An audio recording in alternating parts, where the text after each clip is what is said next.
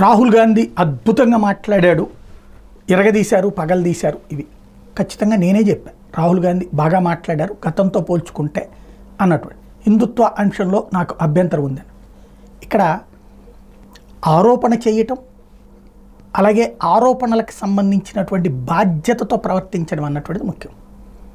For example ఆయన మాట్లాడింది మణిపూర్. గతంలో 10 సార్లు ఎమర్జెన్సీ కాంగ్రెస్ టైంలోనే వచ్చింది. అక్కడ అత్యవసర పరిస్థితి విధించింది, రాష్ట్రపతి పాలన విధించారు అక్కడ.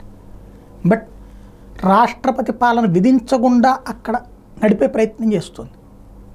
రాహుల్ గాంధీకి అవగాహన ఉందా దాని మీద? అట్లాగే నీట్ పరీక్షల పేపర్ల లీకేజీలు అన్నటువంటిది ఎంసెట్లో బోలెడు సార్లు జరిగింది. నీట్ ఇప్పటిదాకా అయితే మోడీ సర్కార్ వచ్చాక సెటరైటే చేసుకొచ్చారు, ఇప్పుడే ఫెయిల్ అయ్యింది. ఖచ్చితంగా అది ప్రశ్నించాలి, ప్రస్తావించాలి, తప్పేలేదు.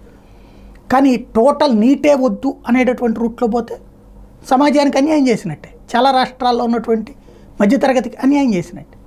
సొల్యూషన్ మాట్లాడాలి, ప్రాబ్లం రైట్ చేయడంతో పాటు సొల్యూషన్ చెప్పాలి. అది మిస్ అయింది. అటల్ బిహారీ వాజ్పేయి 36 ఏళ్ళకి, ఇప్పుడు పోనీ రాహుల్ గాంధీ ఏమైనా చిన్నపిల్లడు కొత్తగా రాజకీయాల్లోకి వచ్చాడంటే వినాలి. ఆయన ఎప్పటి నుంచి ఉన్నాడు?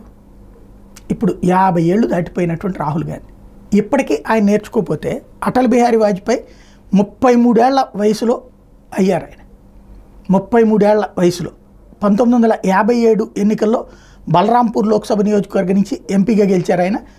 వాజ్పేయి గారి వయసు అప్పుడు 33 సంవత్సరాలు.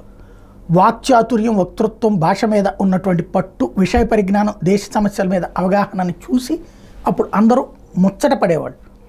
ఇప్పుడు రాహుల్ని ముచ్చట పడుతున్నారు. ఎలా వ్యతిరేక ఉపన్యాసాలు ఇస్తున్నాడు ఆయన. ఆ రోజున కన్స్ట్రక్టివ్ ఉపన్యాసం ఇచ్చాడు.